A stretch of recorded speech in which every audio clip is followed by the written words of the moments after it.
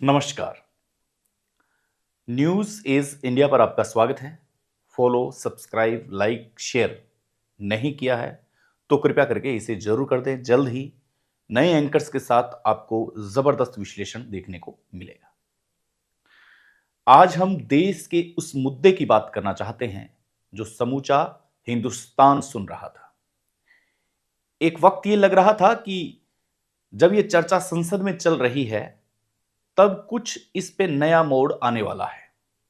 लेकिन वही संसद की पुरानी रीति रिवाज के चलते बिल को फाड़ा गया, जोरदार हंगामा हुआ। लेकिन इन सब के बीच में हम एक अंदाजा लगा सकते हैं कि मोदी सरकार की आज बहुत जबरदस्त जीत हुई है। मोदी सरकार को हम जीत की बधाई देते हैं कि आपने बिल पेश कर दिया है, यहां से बिल आपका पास हो चुका है। अब देखते हैं कि राज्यसभा में किस प्रकार से ये बिल अड़चने लेता है, या फिर किसान बिल की तरह आपको एक बार फिर से बैकफुट पर आना पड़ेगा। ये भविष्य बताएगा। मनरेगा का नाम बदला गया, महात्मा गांधी का नाम बदला गया। कांग्रेस ये कह रही है कि नाम बदलने की क्या आवश्यकता थी। हम सभी पहलुओं पर बात करेंगे, लेकिन इससे पहले आपको जी राम जी, जो मनरेगा का नाम चेंज हो चुका है, अधिकतम जो नरेगा में मजदूरी करते हैं, जो नरेगा के लिए जाते हैं, उन लोगों को यह पता ही नहीं है कि जिस मजदूरी के लिए वो वेट करते हैं, जिसके लिए आपके जॉब कार्ड चलते हैं, वो अब नाम, पॉलिसी सब बदल चुका है। अब सिर्फ राज्यसभा में इस बिल का पास होना बाकी है और राष्ट्रपति की मंजूरी होना बाकी है। आप यूं मान सकते हैं कि आज केंद्र सरकार का 50% काम पूरा हो चुका है, इसलिए हम जीत की उन्हें अग्रिम बधाई भी दे रहे हैं।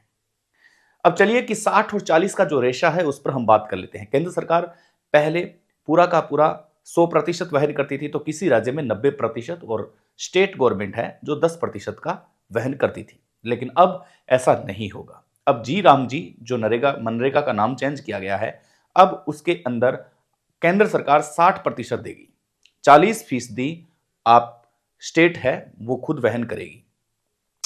कांग्रेस ने यहां तक कह दिया है कि किसी स्टेट की हालात सही नहीं है, जैसे केरला, पश्चिम बंगाल और पंजाब। इन स्टेट की हालत है जो सही नहीं है, क्योंकि यहां पर अतिवृष्टि होती है, ओलावृष्टि होती है। इसके कारण कई बार राज्यों पर अतिरिक्त भार पड़ जाता है। तो ऐसे में आप ये मान लीजिए कि वो पूर्णतः 40% नहीं दे पाएंगे और धीरे धीरे इस योजना को खत्म होना ही पड़ेगा। चलिए हम द हिंदू बिजनेस में छपे एक लेख, जो उनका विश्लेषण है, वो आपको हम पढ़ के बताते हैं कि उन्होंने क्या कहा है। 2025 और 26 में केंद्र सरकार ने 8,600 करोड़ रुपए वहन किए थे मनरेगा के लिए। लेकिन जैसे ही वो 8,600 करोड़ 28,667 करोड़ अब कम हो जाएंगे। देखिए आप कितना भार है जो स्टेट पर आ रहा है। आप ये देखने का प्रयास करें, सुनने का प्रयास करें। अकेला यूपी जिसके अंदर था वो 3,000 करोड़ का भार पड़ेगा। 3,000 करोड़ अकेला यूपी में, क्योंकि गांव है, ग्रामीण है, मनरेगा वहां चलता है, इसलिए 3,000 करोड़ रुपए अब यूपी सरकार को देना पड़ेगा। अब आप देखिए कि 20 और 21 में औसत कितने दिन की द हिंदू बिजनेस ने निकाली है, वो आप देखिए। क्योंकि यहां पर सबसे बड़ी बात यह चलती आ रही है कि पहले 100 दिन रोजगार मिल रहा था, लेकिन अब वही रोजगार 125 दिन मिल रहा है। तो इसमें प्रॉब्लम क्या है, इसमें कांग्रेस को दिक्कत क्या है, ये तमाम बातें आप भी सुबह से लेकर के अब तक सुन रहे होंगे।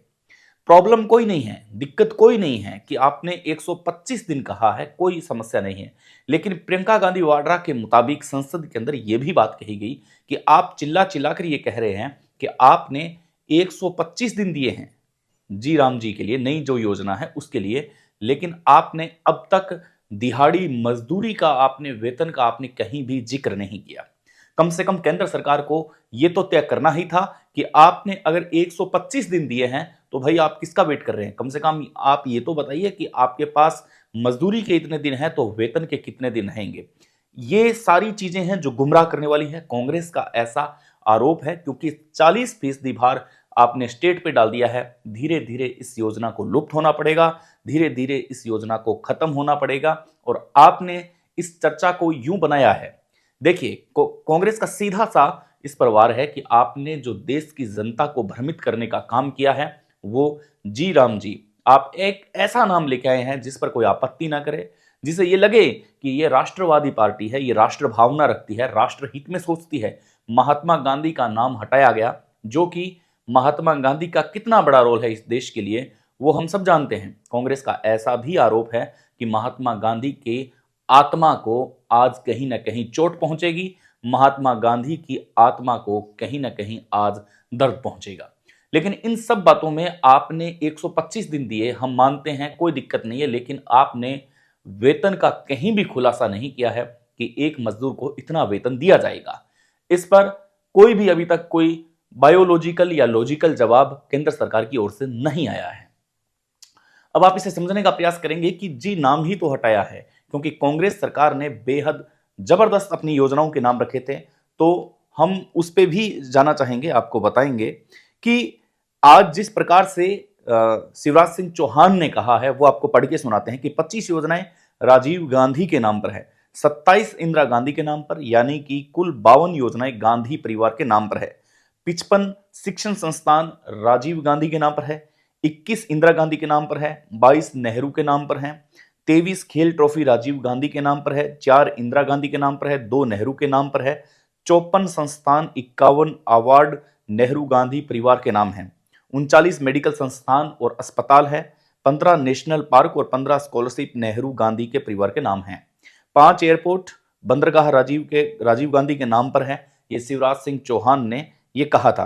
अब आप इसे समझने का प्रयास करेंगे कि इतना एक जबरदस्त आरोप कांग्रेस पर लगाया है कि आप नाम की जागीर को जिंदा रखना चाहते हैं, लेकिन ऐसा कभी होगा नहीं, क्योंकि बीजेपी है जो इस प्रकार की भावना रखती है कि वो राष्ट्रहित में रखें। उनकी पार्टी का कोई नाम नहीं है, यहां जी राम जी नाम लिखा गया है। आपको बता दें कि एक स्टेडियम का नाम बदला गया था, अरुण जेटली स्टेडियम।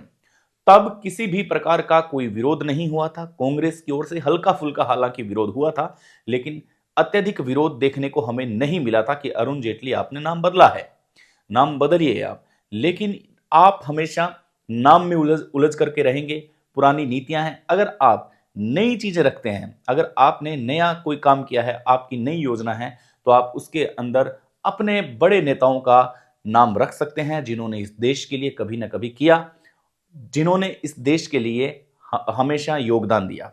हम तो यूं कहेंगे कि लाल कृष्ण आडवाणी का भी नाम आपको रखना चाहिए, हालांकि वो नाम अभी मौजूद नहीं है। इस पर कई राजनीतिक विशेषज्ञ ये बताते हैं कि अगर आप नाम की बात करते हो तो शिवराज सिंह चौहान और वसुंधरा राजे सिंधिया ये दो ऐसे नाम थे जिनको जनता प्यार करती थी, भाजपा पे इनकी जबरदस्त पकड़ थी और ये इनके नाम पे ही चुनाव राजस्थान और मध्य प्रदेश में जीत के आए। लेकिन जब ताज पहनाना हुआ तो आपने दिल्ली से सीधी पर्ची भेज दी और पर्ची से आपने मुख्यमंत्री निकाल दिया। तब वसुंधरा राजे सिंधिया को बैकफुट पर कर दिया गया।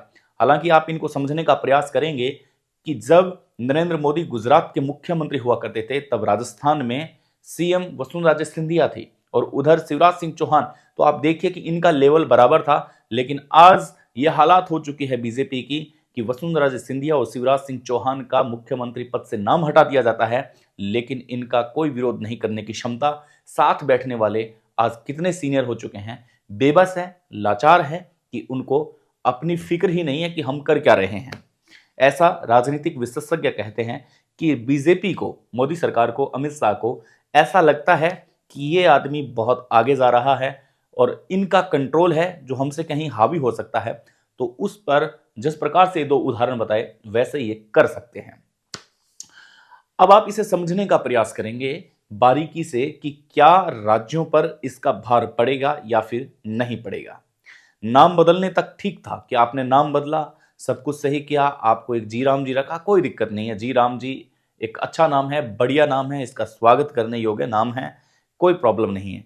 लेकिन आपने 125 दिन ये कहा, तो आपको क्या लगता है कि 125 दिन, पूरे 125 दिन ही आपको रोजगार मिलेगा? द हिंदू बिजनेस लाइन में छपी एक खबर के मुताबिक उन्होंने विश्लेषण किया है कि 2020 और 21 के अगर आंकड़े निकालें तो औसतन दिन है जो 52 बन रहे हैं, औसतन दिन है जो 52 बन रहे हैं। इसलिए 1 लाख करोड़ केंद्र को कम करना पड़ा। और कोरोना का समय था, उस समय 52 दिन ही मजदूरी मिली। ये आप देखिएगा, 52 दिन औसतन 20 और 21 के अंदर। द हिंदू लाइंस के मुताबिक अगर आप ज्यादातर जोर लगाते हैं, ज्यादातर रोजगार देते हैं, तो 70 दिन से ज्यादा आपको रोजगार मिल ही नहीं सकता। गांवों की हालात यह है कि गांवों के अंदर जैसे ही मनरेगा का काम आता है, तो आप किसी भी ग्रामीण से ये पूछेंगे तब आपको पता चलेगा कि मनरेगा के अंदर उसने 100 दिन कभी कंप्लीट किए ही नहीं है, क्योंकि 100 दिन जॉब कार्ड चलता ही नहीं है। ये कहीं ना कहीं अंदरूनी बातें हैं। औसतन अगर इस पर कोई एक सरकारी एजेंसी या प्राइवेट एजेंसी अगर इसकी छानबीन करे, तब हमारे पास औसतन दिन आएगा। अब यहां पर 125 दिन, अब वो कागज में लिखने से क्या होता है आपको पता है, हमें पता है कि 125 दिन तो रोजगार मिलेगा नहीं। कागज पर भले ही 400 लिख दें, क्या फर्क पड़ता है, 300 लिख दें, 365 लिख दें, इससे कोई फर्क पड़ने वाला है नहीं। लेकिन जनता का जो ध्यान है, वो जनता का ध्यान डाइवर्ट किया गया है, और डाइवर्ट करके ये समझाने की कोशिश की है कि कांग्रेस सरकार ने केवल और केवल आपको 100 दिन मजदूरी के दिए, लेकिन हम आपको 125 दिन मजदूरी के देते हैं। लेकिन ठीक रहता मोदी सरकार के लिए अगर वो इसके साथ साथ दिनों की संख्या के साथ साथ वेतन की संख्या भी लिख देते कि 125 दिन आपको रोजगार दिया जा रहा है, इसमें आपको इतनी मजदूरी है जो मिलेगी। ये सवाल उठाना तो लाजमी था। प्रियंका गांधी वाड्रा ने जिस प्रकार से प्रश्न किया है, उसका जवाब सदन में नहीं मिला, उसका जवाब आपको कहीं भी नहीं मिला, उसका जवाब आपको मीडिया में नहीं मिला। जब बाइट्स होती है तब मीडिया ने नहीं पूछा। लेकिन ये हालात और ये जो चाणक्य नीति है, ये अगर रही तो मनरेगा आने वाले दिनों में करीब करीब खत्म ही हो जाएगा। आप ये देखिए कि जीएसटी का भार देखिए, या फिर अन्य बहुत सी ऐसी समस्याएं होती है जो स्टेट गवर्नमेंट पर होती है। अब आप ये समझने का प्रयास करें कि यह वही कांग्रेस है जिस कांग्रेस के अंदर मनरेगा शुरू हुआ, और कांग्रेस ही जो केंद्र में थी उस वक्त वो शुरू कर रही थी, कांग्रेस ने वहन किया। लेकिन कभी भी कांग्रेस ने यह नहीं कहा कि स्टेट गवर्नमेंट पे इतना वजन डालना चाहिए, सारा कुछ कांग्रेस ही वहन कर रही थी। कुछ जगह पर बीजेपी का गवर्नमेंट था स्टेट में, लेकिन यहां पर ऐसा नहीं किया गया।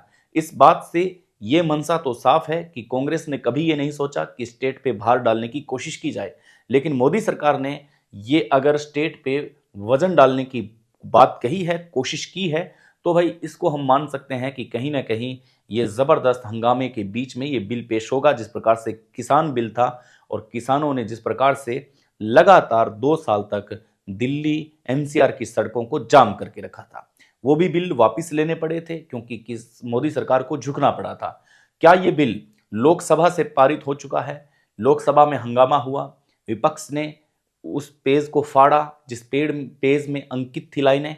लेकिन अब क्या राज्यसभा से ये चीज निकलेगी बाहर या नहीं निकलेगी? क्योंकि कांग्रेस ने साफ कर दिया है कि इस बिल के खिलाफ वो सड़कों पे उतरेगी, और इस नए संशोधन के खिलाफ सड़कों पे जनता के साथ उतरेगी। बल्कि दिल्ली के अंदर ही नहीं, ये नजारा आपको छोटे छोटे भिन्न भिन्न शहरों में देखने को मिलेगा। अब हम बात करते हैं नाम की। जिस प्रकार से शिवराज सिंह चौहान ने जो नाम गिनवाए हैं, क्या शिवराज सिंह चौहान दिल्ली की प्रदूषित हवा पर बात कर सकते थे? ये तो बहस चल ही रही थी। बहुत अच्छा काम किया आपने, बताया देश को कि गांधी परिवार ने अपने नाम की कितनी योजनाओं को विकसित किया है। ये बहुत अच्छी बात है, आपने जानकारी दी। लेकिन आपकी जानकारी के लिए हम आपको बता दें कि बेहतर होता अगर आप केंद्र सरकार को ये भी बताते, सदन को ये बताते, पूरे देश को ये बताते कि दिल्ली के अंदर प्रदूषित हवा है, विदेशी आने से कतरा रहे हैं। इस सर्दी के मौसम में लुत्फ लेने का मजा कुछ और होता है, लेकिन विदेशी इस बात से डर रहे हैं कि भाई दिल्ली मत जाना, वहां पर प्रदूषित हवाएं हैं। इंस्टाग्राम पे जब आप रील स्क्रॉल करोगे तो रहमान डकैत की जगह अब बहुत सी ऐसी रीलें आने लगी है जिस पर प्रदूषित कार्बन जमा होता है, जिस पर आपको पता लगेगा कि आपके जो फेफड़े हैं उसके अंदर किस प्रकार की वायु समाहित हो रही है। दिल्ली एक बीमार शहर बनता जा रहा है। इस पर सदन में किसी प्रकार की कोई चिंता नहीं है। सिर्फ सदन को इस बात की चिंता है कि आप नाम गिनवाएंगे। सिर्फ वहां पर बैठे उन व्यक्तियों को जो जिम्मेदार है, जिनको जनता ने चुन के भेजा है, आज उनको इस बात की फिक्र है कि कांग्रेस ने कितने नामों पर अपनी योजनाओं को चलाया है। लेकिन अगर वो दिल्ली की प्रदूषित हवा पर भी थोड़ा ध्यान दे देते तो शायद बहुत अच्छा होता, क्योंकि विदेशी पर्यटक हैप्पी न्यू ईयर मनाने बहुत से विदेशी पर्यटक दिल्ली की गलियारों से निकलते हुए राजस्थान और यूपी के गलियारों तक पहुंचते हैं। लेकिन अब वो यहां आने से डर रहे हैं। लोग ये बात कर रहे हैं कि हम दिल्ली में नहीं जाएंगे, दिल्ली में बहुत सी प्रदूषित हवा है, अगर वहां 5 दिन रहे तो हमें टीबी जैसी गंभीर बीमारी हो सकती है, हमारे सांस में बहुत जबरदस्त समस्या हो सकती है। लेकिन इन सब मुद्दों से परे कांग्रेस चिल्लाती रही, कांग्रेस भी इस मुद्दे पर चिल्लाती रही, लेकिन किसी ने भी इस मुद्दे पर बहस करना उचित नहीं समझा।